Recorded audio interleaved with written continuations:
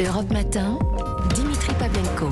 L'édito sport sur Europe 1. Bonjour Virginie Fulpin. Bonjour Dimitri, bonjour à tous. Il n'y a plus besoin de se demander où est Peng Shuai, on l'a retrouvée. Elle a réapparu en public. Vous voyez, c'est cette joueuse de tennis chinoise qui avait accusé un ancien haut dirigeant chinois de viol. Le président du CIO, Thomas Bach, s'est entretenu avec elle par visio. Alors entre le comité international olympique, la WTA, c'est-à-dire la fédération de tennis féminin, et l'association des joueuses, on n'a pas vraiment la même façon d'aborder cette affaire Peng Shuai. C'est plutôt deux salles, deux ambiances. La WTA a certes mis du temps avant de réagir, mais maintenant les dirigeants du tennis féminin ont pris le problème à bras-le-corps et ils sont droits dans leurs bottes.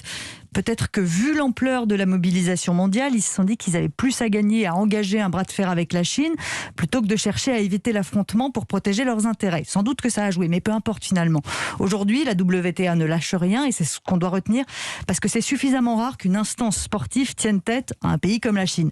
D'ailleurs, la WTA se dit prête à se retirer totalement du marché chinois alors que c'est le plus lucratif pour elle. Elle exige toujours une vraie enquête au sujet des accusations de viol proférées par Peng Shuai. Et la communication en gros sabot de la Chine ce week-end n'y change rien. On a vu Peng Shuai au resto, Peng Shuai à un tournoi de tennis junior.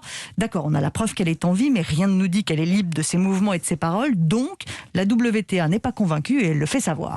D'ailleurs, elle a un traducteur alors qu'elle parle parfaitement l'anglais.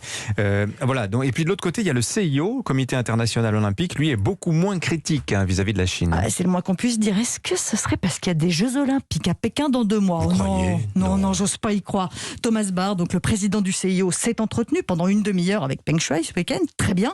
Mais déjà, il a oublié de lui parler de ses accusations de viol. Avouez que c'est ballot, une étourderie sans doute.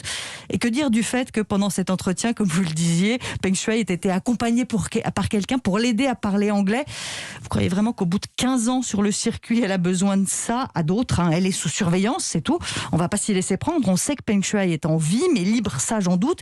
Et qu'une instance comme le CIO se laisse embarquer dans la grossière opération de communication de la Chine juste avant les JO de Pékin est extrêmement gênant pour rester poli. Que le comité olympique ne se mouille pas dans cette affaire pour respecter sa sacro-sainte neutralité. Déjà, pourquoi pas, mais qu'il serve la propagande chinoise aussi éhontément sans se préoccuper du sort de la joueuse, là c'est pire. Ne nous y trompons pas que, quoi qu'en dise le CIO, l'affaire Peng Shuai est loin d'être terminée. Merci Virginie Fulpin, 7h23.